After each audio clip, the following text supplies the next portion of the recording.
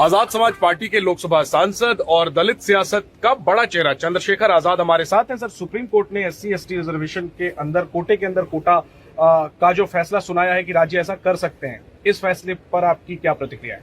देखिए, जैसे अभी आपने कहा कि दलित राजनीति का बड़ा चेहरा, तो मैंने MP बनने के बाद भी अपना स्टेटस नहीं बदल पाया ना, तो रहा तो फिर भी दलित ना। मैं यही आपको समझाने की कोशिश कर रहा हूँ कि सुप्रीम कोर्ट के कितने उस फैसले में कितने जजेस थे, 7 जजेस में से कितने SC/ST के थे, ये देखना पड़ेगा। क्या उनको हमारी पीड़ा का एहसास है? क्या उनको हमारे दर्द का, हमारी आर्थिक स्थिति का, सामाजिक असमानता का, आर्थिक असमानता का और जो जुल्म हम पे होता है उसका एहसास है? क्या उनके पास कोई आंकड़ा है? तो बहुत कुछ है। और फिर हम कॉन्स्टिट्यूशन के आर्टिकल 341 को भी देखेंगे, उसका वायलेशन ना हो जाए। हमें ये भी देखना पड़ेगा कि जब मैंने पहले भी कहा था, जब इकोनॉमिक वीकर सेक्शन पे ऑर्डर आया था, तो उसमें SC/ST कितने लोग थे? क्या SC/ST के लोग से बेहतर SC/ST के बारे में कोई सोच सकता है? अगर सोच सकता है तो 75 सालों में क्यों नहीं सोचा गया? NCRB का डाटा देखता है क्या सुप्रीम कोर्ट? क्या जितने फैसले लिए गए उनकी मॉनिटरिंग करता है क्या? सरकारों की मंशा नहीं जानते हम लोग कि सरकार किस तरह से, जब सरकारें बदलती, हमने उत्तर प्रदेश को देखा, जिस जाति से जुड़े हुए लोग पॉलिटिक्स में नहीं होते थे उनके लोगों को पूछता नहीं था। और फिर मैंने ये भी देखा कि उनके अधिकारियों को क्या सहना पड़ता था। जब BSP की सरकार गई तो समाजवादी सरकार में क्या हुआ, और समाजवादी सरकार गई तो यादव समाज के लोग साथ क्या हुआ, जाटव समाज के लोग साथ क्या हुआ, सब देखना पड़ेगा। ऐसा नहीं होता है। सर, सैद्धांतिक तौर पर आप क्या मानते हैं, दलित और आदिवासी समाज में जो लोग पीछे छूट गए, इस आरक्षण का लाभ नहीं मिला, उनके लिए अगर अलग से वर्गीकरण का प्रावधान किया जाता है तो सैद्धांतिक तौर पर आप इसमें है कहाँ आरक्षण? है आरक्षण कहीं? निजीकरण इतना कर दिया, सुप्रीम कोर्ट ने कभी स्टैंड लिया?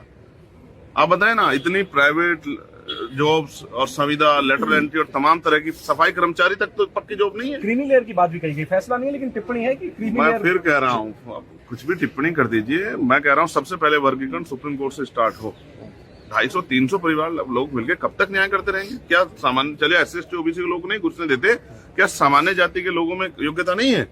आपने EWS में जो धोखा किया, क्या सब नहीं देखा कि आपने कहा कि गरीबों को कहाँ मिला EWS का लाभ? आप कोटे 8 लाख की जब सीमा आप तय करते हैं, तो जो 2-4 लाख रुपए कमाने वाला जो वो है जनरल कास्ट का व्यक्ति है, तो वो तो उसको तो कोई अवसर नहीं मिलेगा जब 8 लाख तक के लोग चल जाएंगे। कोटे के अंदर कोटा होना चाहिए, नहीं होना चाहिए SC/ST? मैं कह रहा हूँ संख्या तो गणना कर लो, 15% रहेगी क्या? तब से अब तक चली आ रही 15 ही रहेगी क्या आप 20-25 पहुंच गए हो?